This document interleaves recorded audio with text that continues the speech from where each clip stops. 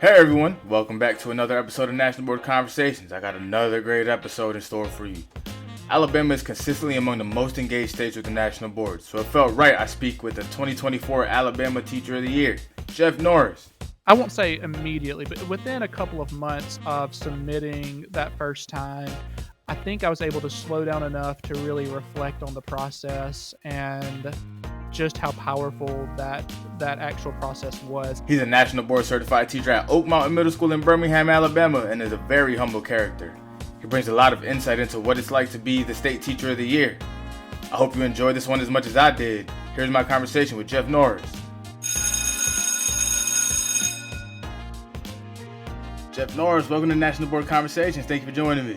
Hey, you have no idea how excited I am to be here. Thanks for letting me be a part of it. Of course, man. I remember chatting with you. My boy Zach told me to check in with you earlier. We checked in a little bit, and I was you were in my plans to get you on. So again, thank you for making the time, man. I was really excited to talk to you. I'm like, people keep telling me to come to Alabama, so when I come down there, I'm gonna make sure to check in with you, like everything. Like, yeah, we cool. Well, I am Alabama through and through, so you'll hear it in my voice and in my accent as I'm talking today. Oh yeah, the accent heavy. So I love it though. I love it. All right, so let's get into it. So what is your current role, and can you give us a brief intro of yourself? Yeah, so my name is Jeff Norris. I'm the 2024 Alabama Teacher of the Year. I do have an interesting journey through my career. This is year number 19. We have a catchphrase in our district that says "prepared for the journey," and I tell people I don't know that 19 years ago I knew exactly what that journey would look like. But I started off as a third grade teacher and then taught fifth grade. Moved into gifted education for several years. Said I loved being in front of people and presenting professional development. I was getting a degree in teacher leadership and was not advised, but maybe gently prodded into thinking about going into educational administration. And so for about 8.5 years, I was an assistant principal and principal. And then the most unique part of my journey was about 3 years ago, right after the COVID quarantine, I decided to come back into the classroom. So I have been back teaching sixth grade this time for about 3 years, English first and then math. And then, personally, I have a beautiful wife. She's also in education. And then we have 2 children. They are 15 and 17 years old now. And this is their first experience this school year is their first year not being with one of their parents inside the school building. So they feel like it's freedom for both of them this year. Oh man, that's definitely got to be a change for them. Like it's change, but it's also freedom, like you said. Yeah. All right, so what are your 3 favorite foods? Let's see. Well, I think it says something about me that all 3 are fast foods. So I would say we love Kentucky Fried Chicken. Anytime we can get the big family pack of KFC. This also says a lot about me. The deluxe cravings box from Taco Bell. Okay. And the special Zaxby's has this Asian sensation salad that is also one of my favorites that is out right now temporarily. So every time I can go by there while I'm traveling around the state, that's kind of my favorite thing to hit up. All right. Last 3 songs on your music playlist. So we actually have this State Teachers of the Year playlist where everybody contributed a song that represents them or their life or their journey or their state. And so I was looking it up, and the three. This is a great mixture of songs. This Is Me from Greatest Showman, Take Me Home, Country Roads, and the song Centerfield are the last 3 on that playlist. Take Me Home, Country Roads. Stop playing. I am a West Virginia alum. That is our anthem. Isn't that great? Yeah, that's awesome. Oh, man. I love it. All right. And then the one sports team that has your heart. And if you're not a sportsman, one movie you can recite line for line. I'm actually both sports and movies, but I will say, being from Alabama, this is kind of a controversial answer, so I will probably feel heat from both sides. We're actually Auburn fans. My wife and I went for our undergraduate degrees at the University of Alabama, so we are good. We are good football watchers with any crowd because we can be nice to both sets of people, but our heart belongs to Auburn. Oh man, that's crazy. It's not a house divided. She went to the University of Alabama. It's not. Yeah, thankfully we're on the same side. You're exactly. You know Alabama really well because it can be dangerous for certain. No, I remember. So I remember driving through Alabama once, and I saw this store. It was, I forget what it's called, but it was like literally one side was Auburn and one side was Alabama. I was like, oh my goodness, it is real down here. You're exactly right. It's there's Tiger Pride and Bama Fever are the two sides of the same store. If that's what you're thinking Yep, of. like I was like, man, that was crazy. That's oh, it was wild. It was like it was down in Mobile. I was like, oh man, this is like really a thing. This is crazy. All right, so can you share why you became a teacher and why you remain in education? And why'd you go back to the classroom? Like, what made you decide to go to administration for a few years and then go back to the classroom? Yeah, really. I can speak to both of those. So I think, I mean, growing up, I knew I liked everything. In all honesty, like I loved learning. If you talk to my teachers and my parents and my friends, like I love learning and learning new things. And so I always loved school. I didn't have any clue what I wanted to be when I grew up, and honestly, like coming from a small town, I knew I wanted to be successful. I knew I wanted to make a difference.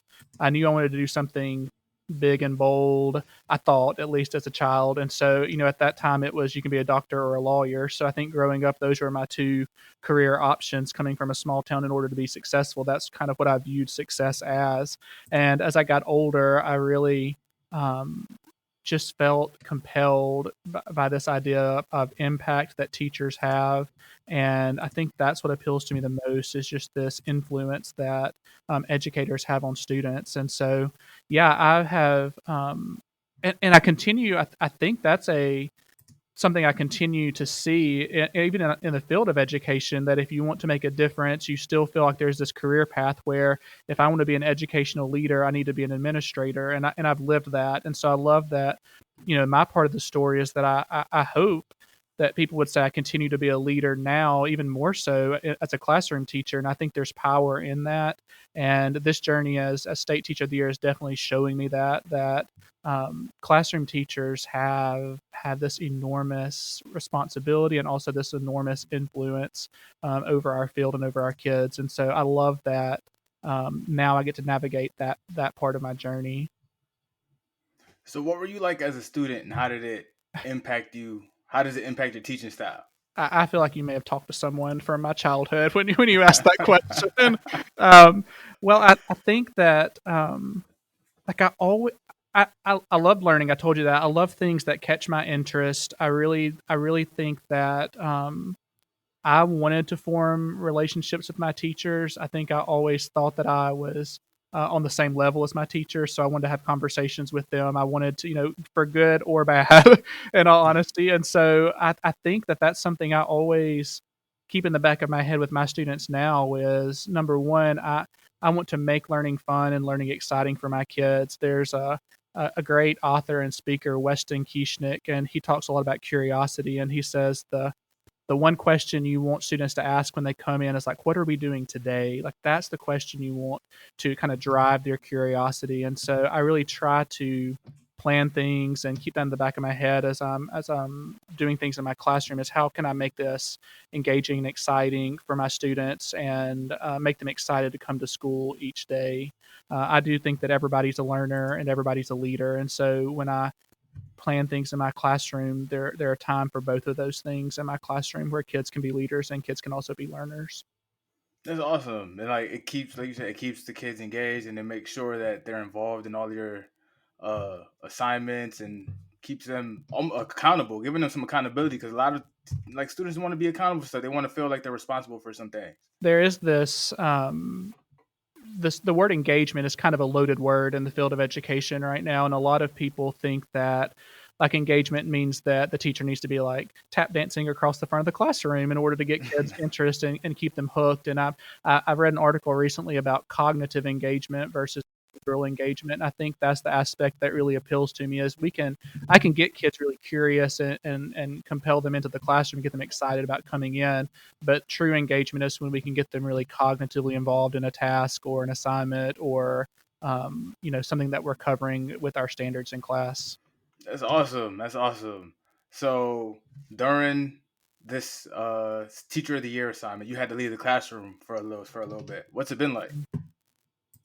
I guess in hindsight now I can say I thought it was going to be harder leaving my students than it has been, and I do. If I ever press pause on the busyness of my schedule, that's the first thing I think of, is that I miss that daily interaction with my kids. But I have, we're very lucky in Alabama. Our particular program, we get a year sabbatical, and so from August to May, I am outside the classroom, getting to travel around the state, talk to different stakeholders, be involved in a lot of professional development is one of my passions. And so working with our state's in-service centers, and I try to stay busy so that I don't have to press that pause button and think about my kids. So it's a bittersweet thing, because I have absolutely loved the chance and the opportunity that I've been blessed with this year to be able to experience what I've experienced, and also in some regards getting to impact the number of people that I've been able to impact in a totally different way than I did even last year, or even as an administrator. And so I think it just is a neat. It's just been a great opportunity all the way around. That's awesome. And we'll definitely dive into Yeah. some of that a little bit later. So you're a national board certified teacher. What pushed you to pursue, and what was your So journey like? I'm actually, yeah, I'm a middle childhood generalist, and I've also maintained my certification once. And so I was back in the olden days of National Board, where we had the box. You hear the fun Oh stories man. about the box, and those are my distinct memories that I remember. The first time I pursued National Board certification was like buckling my box into the front seat of my car, driving it to the post office to mail it in, and handwriting. Like, we actually had to handwrite the page numbers and put our candidate number at the top of every single piece of paper, and we had to print it all. And um, I remember having this Oof, pile. My wife, man. it was like a quote unquote pile, is what we called it, that I just took around with me everywhere, because I was afraid to leave it or set it down anywhere. And so, like, it traveled with me to school, it went with me home, went to the lunchroom with me at school. And so I just remember that piece of it is an image that sticks with me.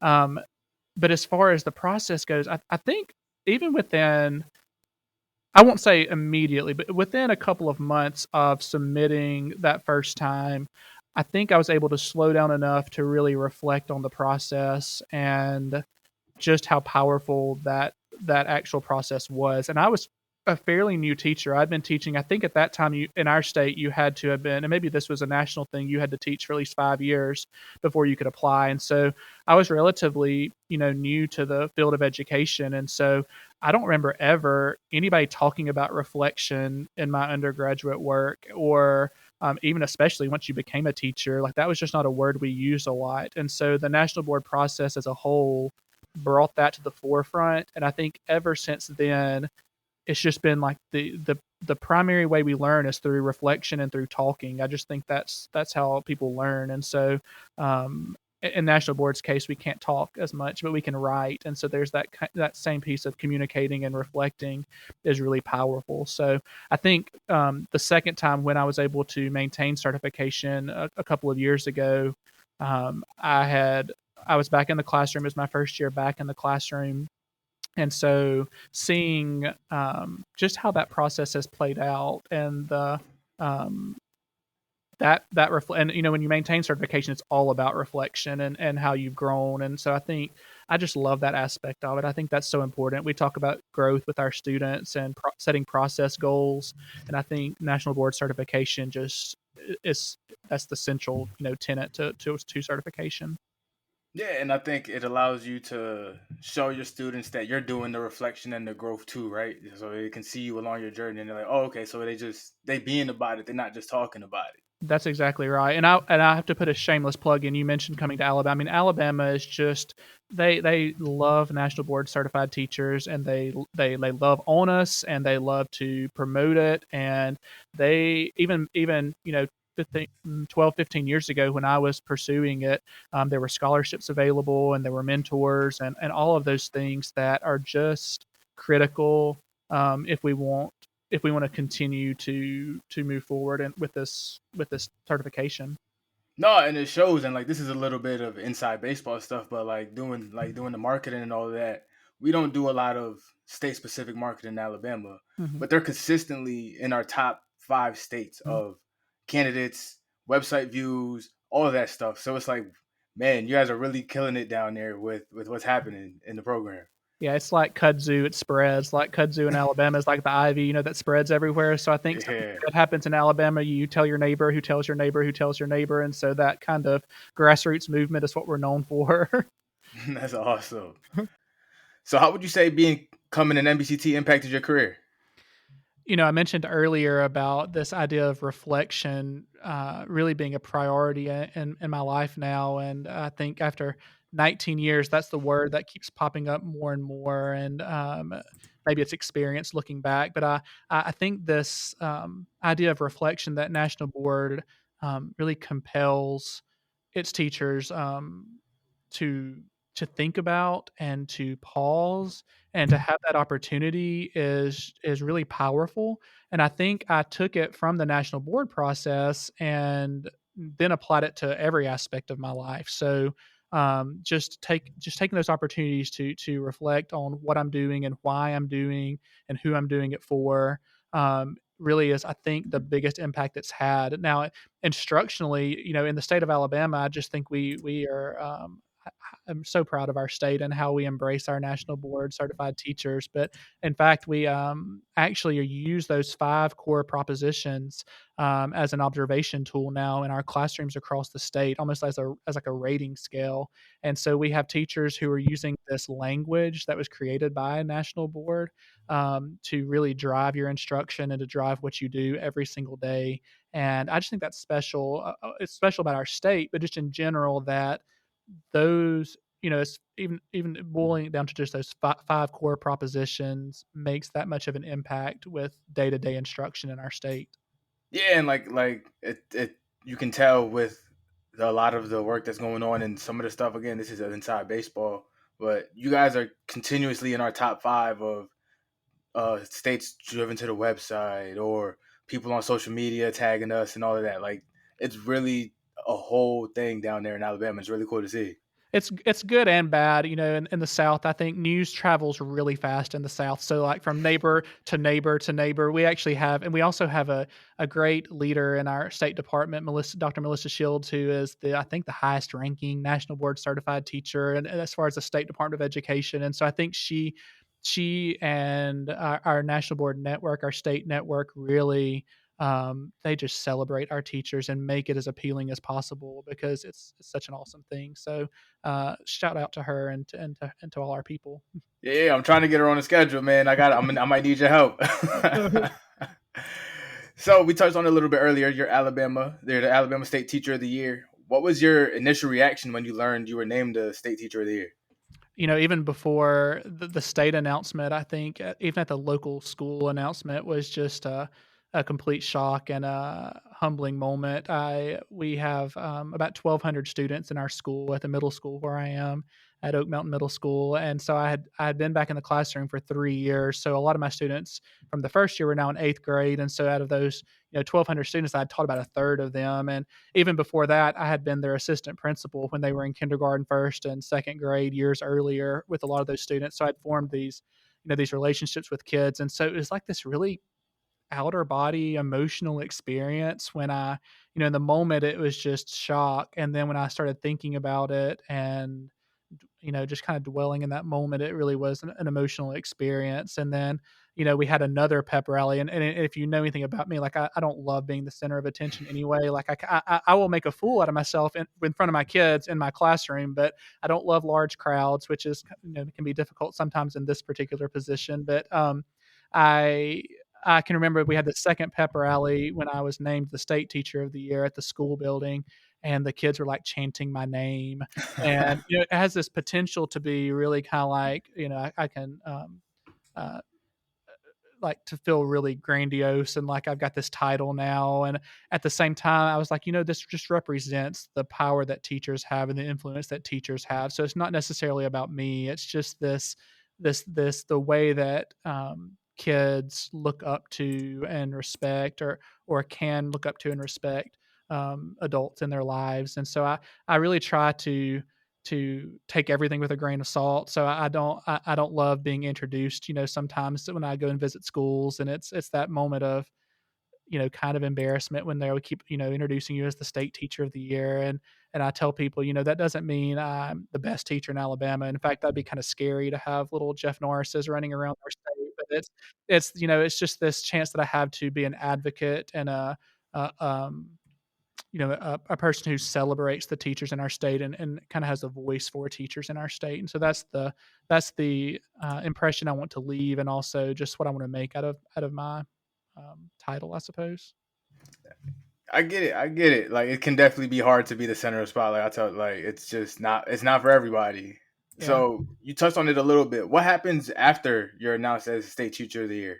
So two different things. Every state does it a little differently, and I just assumed it was the same everywhere. And very quickly you learn that um, different states do it different ways. And so in Alabama, two different things. Number one, I really do become an ambassador for teachers in our state, and so I get a sabbatical for a year, which is really interesting because you are celebrated, or honored for your achievements inside the classroom, and then immediately they kind of pull you out of the classroom. And so but I get to go around and talk to different groups, teachers and parents, and politicians sometimes, and organizations. And sometimes I just get to go and visit schools and see what's going on. And then my favorite thing to do is to lead professional development. So I try to work with our state's in-service centers at different colleges and universities around our state. And so that's been a really, really exciting part of the job, is getting to put my hand in like lots of different pots and find different ways to kind of make a difference in that way. And then the other aspect is this idea of becoming part of the 2024 national cohort. So there are 55 state teachers of the year, or territories, and commonwealths. And so we have really gotten to know each other over the past couple of months, and that particular time period is from January to January. So it's a little different than the Alabama Teacher of the Year timeline. So we are actually going to Washington, D.C. at the end of this month, and they just announced that we're going to have the very first state dinner in honoring the Teachers of the Year while we're there at the end of the month. And black tie, I get to pull out Oh. my James Bond moment. But I have really just been enamored by meeting all these different people, and the not just the talents that they have and the things that they've done in their states, but just the passion that they have, and um, just the willingness to do whatever it takes to make a difference in kids' lives has been really exciting to be a part of. That's awesome. So can you share some memorable experience or highlights from your time going around the state? Yeah, so I mean, a couple like the locally within my district, I have part of my journey is moving from administration back into the classroom. So I have this kind of passion work of empowering teachers to be teacher leaders. And our district has always had administrator academies where if teachers wanted to become administrators, they could go through this kind of cohort experience and learn how to be, ready for that particular leadership position. And one of the things I really wanted to create was this teacher leader academy. So how do we create and empower teachers from their classroom to be leaders within our district and our state? And that's been one of my absolute favorite things, is just getting to hear from about 25 different teachers around our district, and let them talk to each other. I tell them all the time, the knowledge is in the room. So just opening up questions and getting people to share has been one of my favorite parts. I think I also mentioned, maybe I did this earlier, about my own. I have my own podcast, and so it's something that's been brand new for me, and it's been a growth and a challenge in some ways. But I have this podcast, shameless plug. It's called The Power of a Moment. It is on YouTube and Spotify, and I've done about 7 or 8 episodes with different teachers around the state, and not just teachers, educators, some administrators, and even some retired teachers. And each episode, we changed the title from The Power of a Moment to The Power of dot dot dot, whatever topic they kind of want to talk about. And so we've been able to talk about the power of movement, the power of community, the power of relationships, all kinds of really neat things. And so it's just been one other way to really celebrate some of the things that I've seen around the state and share those with other people. So that's my favorite part. And even more so, like not the big things, is those small moments. And being with kids, like when I get to visit a school and like read to a class or go and sit in a music classroom, and pull out the sticks and like work with a kindergarten class, and just those moments are really a lot of fun. That's really cool, man. It's cool that you get to jump around the state and be a part of, make it like almost your own whole community. Like the whole state is your community now, instead of just Yeah, being and that locally that there at aspect your high of school. yeah, that aspect of connecting people is something that I take really seriously. So how can I, hear something in one corner of the state that would really impact another corner of the state, or if a teacher's looking for a particular need, now I feel like I've got 55 other people around the nation who could be experts in some of these things. And so, yeah, I think that aspect of getting outside your four walls is really important. Yeah, I was talking to another state teacher of the year not too long ago, and she said it was along the lines of, now all like almost all everywhere is your classroom now, right? It's like, all Yeah. right, you can connect with these teachers all across the country and all these different territories. It's like, wow, it's like it really broadened my idea to like what it actually means to go through winning state teacher of the year. Yeah, exactly. How have you learned from your interactions with other teachers around the state? I mean, I think exactly what we just said is that this field of education is bigger than just the four walls of a classroom. Like I really pride myself on creating a community within my classroom. I call them the D1. We're like the this is too much information. I call it the armpit of the school. Like I'm in the front corner of the building and kind of out of the beaten path. And so, like I could very easily just impact the kids that are within my four walls. And what I'm learning is that education is bigger than that. And somebody mentioned this at our first meeting with the state teachers of the year in California. They said something about, and I'm not a gardener, but they were talking about how you get plants to grow bigger, especially if they were in a particular pot. So if you imagine this kind of baby plant in a pot that you get from the store, in order for it to grow successfully, you have to put it in a bigger pot, and then eventually you have to transplant it to a bigger pot. And the whole goal here is that the roots have more room to spread out. And the analogy that they were making was that for teachers, sometimes we limit ourselves to the pot that we're in. And I think that's such a great image of, that I can, and that's still important. Hear me when I say that. Like what I do with my kids within my four walls is really important. But if I truly want to grow and make a bigger impact, I have to be willing to be transplanted outside my four walls in order to stretch my roots. So I just think that's such a cool image. Yeah, that's very powerful statement there. That's really really cool.